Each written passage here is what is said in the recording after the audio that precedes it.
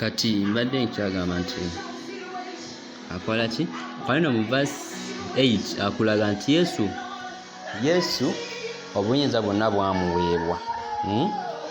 Naye ate verse 9 agamba nti naye ate bwe tulaba wano Yesu ajja ayambala omubiri, tulaba Yesu ali we see the Jesus, we always see the person or the man who for a little while was made lower than the angels, namely Jesus.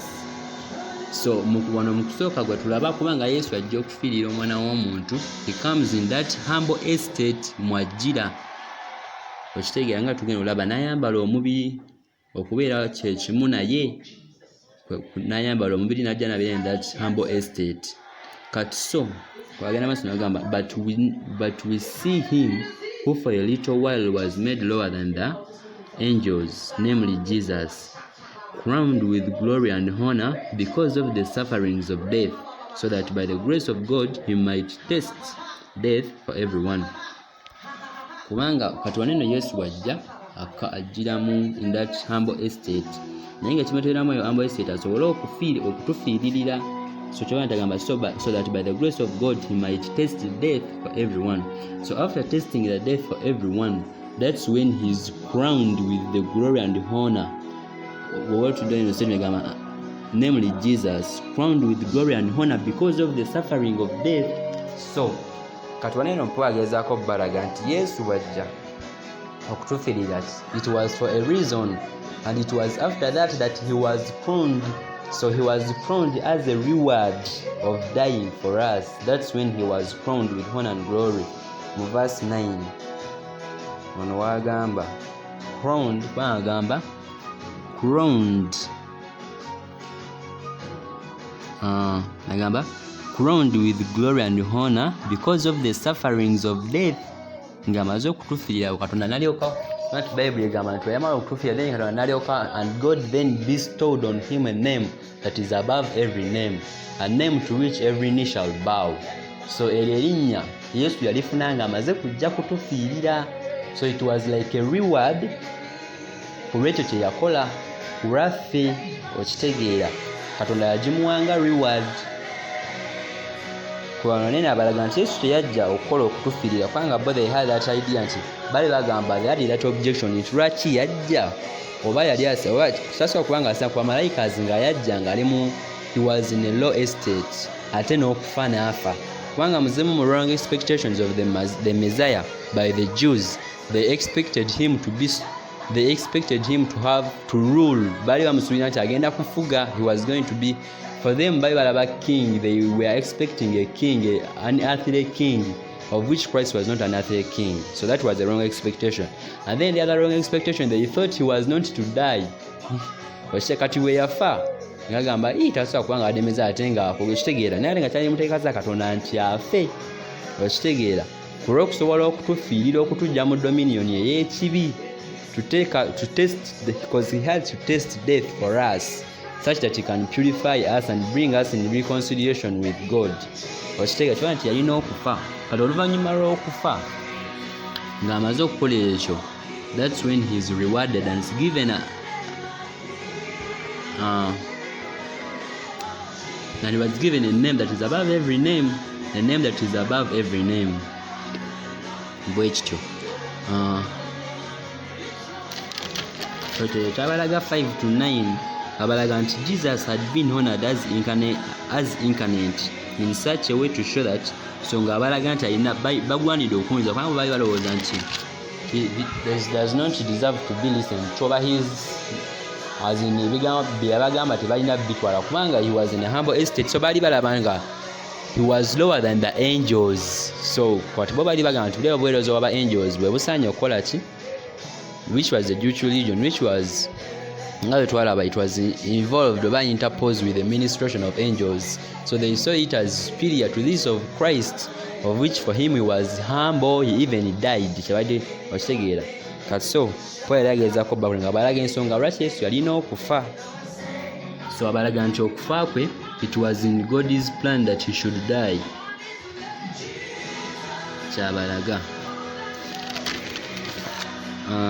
then verse 10-18 the apostle proceeds to show why he became a man, and why though he was so exalted, he was subjected to severe sufferings. Kati abalaga agenda maaso nga balaga lwaki Yesu yalina okubeera okufuuka omuntu oba okwambala omubiri, n'olwokuba n'ensonga lwaki yadde yali exalted oba yali asukkulumye, lwaki yalina okubonaabona. Okitegeera kyayongera okubalaga 10-18 atugiyitemu wano ku speed tulabe. Agamba, for it was fitting that he, for whom and by whom all things existed, in bringing many sons to glory, should make the founder of their salvation perfect through sufferings. Nti kyali kigwanidde, Katonda yakiraba nga kigwanidde okuwaayo oyo ebintu byonna gwe bya in whom, for whom and by whom all things existed, in bringing, kwegamba nti Yesu yakiraba nga kisaanidde okuwaayo Yesu ensi ebintu byonna mu ebisanga okubeera kwabyo, oba in whom all things have their being, nga kigwanidde ye okuweebwayo, kubanga it was the work which was to be done needed a perfect and complete sacrifice. So God saw it fitting that he should give Jesus to make that in bringing, so alina okuwayo Yesu mu kusobola okuzza abaana abangi, the many sons of God, or the many children of God, of which we the children of God, to bring us to glory, or to reconcile us back to him, that should make the founder of their salvation perfect through suffering.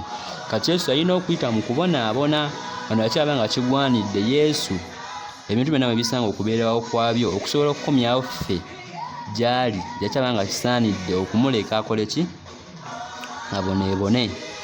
For he who sanctifies and those who are sanctified, all have one source. That is why he is not ashamed to call them brothers. Kati akulaga nti lwaki Yesu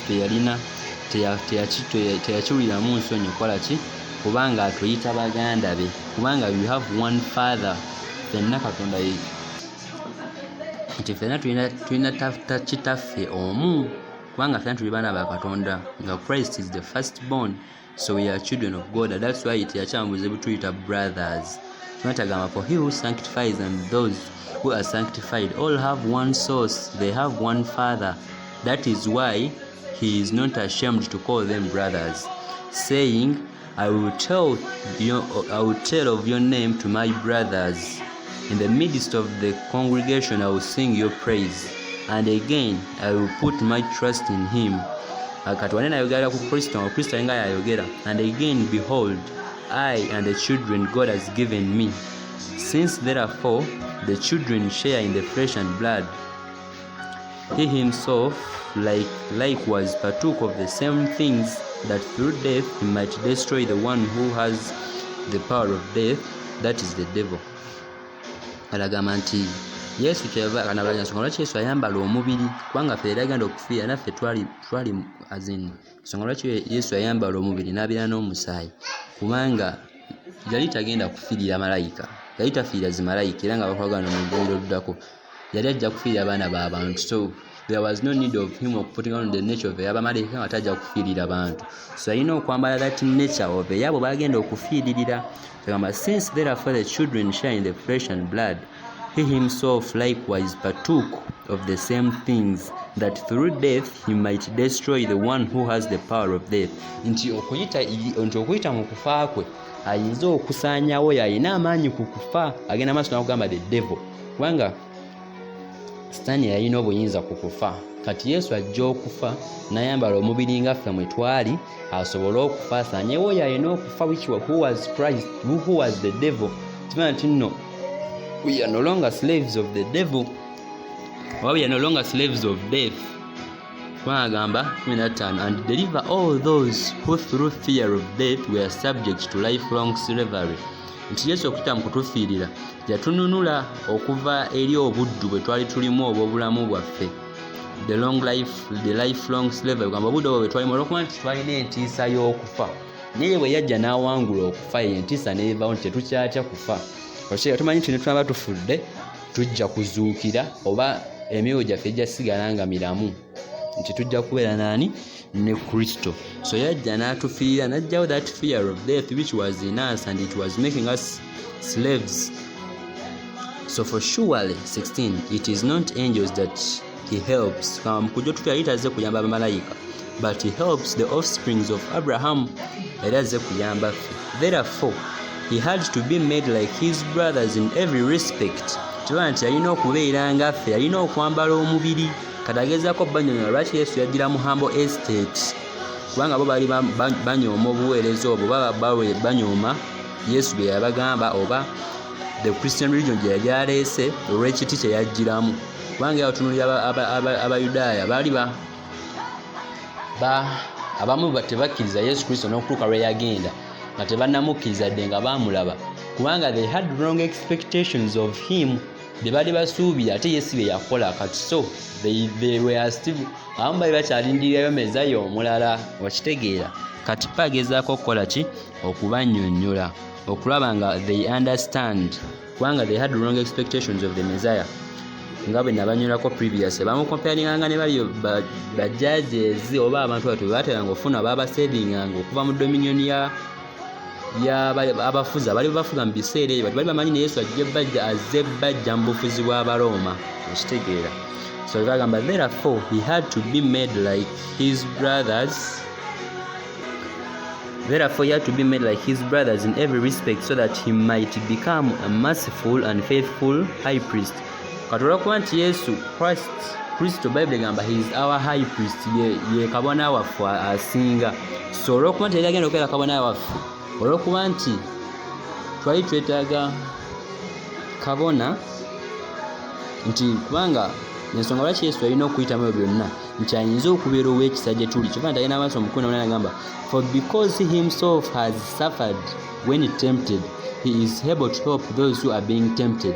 Nti Yesu alina okuyita mu byonna bye tuyitamu, ayinza okubeera ow'ekisa gye tuli, having experienced what we are going through, having been tempted, having gone through the same temptations that we face, that he may be merciful to us, ng'amanyi kye tuyitamu. Era Yesu yakemebwa mu buli kikemo, teri kikemo ky'okumamu Yesu atakemebwa, byonna yabikemebwamu, naye olw'okuba nti ye yabiwangula. So kyova nti nno wa kisa gye tuli, era kyova nti nno he intercedes for us before God. We have a merciful high priest, kubanga bye tuyitamu byonna yabiyitamu. Ekintu bwe kityo kyagezaako okubalaga wane eno, others